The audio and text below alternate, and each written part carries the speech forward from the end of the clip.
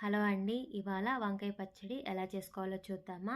ముందుగా పెనం పెట్టుకొని, ఒక కప్పుడు నువ్వులు వేసుకొని, సిమ్‌లో పెట్టుకొని, చిటపటలాడే వరకు వేయించుకోవాలి. వేగిన తర్వాత ఒక ప్లేట్‌లోకి తీసుకొని చల్లారనివ్వాలి. అదే కడాయిలో ఆయిల్ వేసుకొని 3, 4 చిల్లీ వేసుకోవాలి. చిల్లీ కారంగా ఉంటే తక్కువ వేసుకోండి. అసలు కారం లేదంటే కొంచెం ఎక్కువ వేసుకోండి.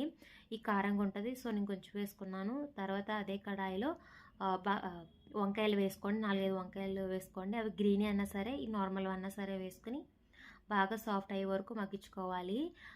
ముందుగా చల్లారించుకున్న నువ్వుల పొడి చేసుకొని పక్కన పెట్టుకోవాలి. వంకాయ పచ్చడికి నువ్వుల పొడిది చాలా కమ్మదనాన్ని ఇస్తుంది. ఇది పక్కన పెట్టుకున్న తర్వాత చల్లారిన వంకాయ ముక్కల్ని కూడా వేసుకొని ఒకసారి మిక్సీ పట్టించిన తర్వాత ఒక చిన్న నిమ్మకాయ సైజ్ అంతా నానబెట్టిన చింతపండు, అలాగే 1 స్పూన్ ఉప్పు, 2, 3 స్పూన్స్ నువ్వుల పొడి వేసుకొని మళ్ళీ మిక్సీ పట్టించి పక్కన పెట్టుకోవాలి.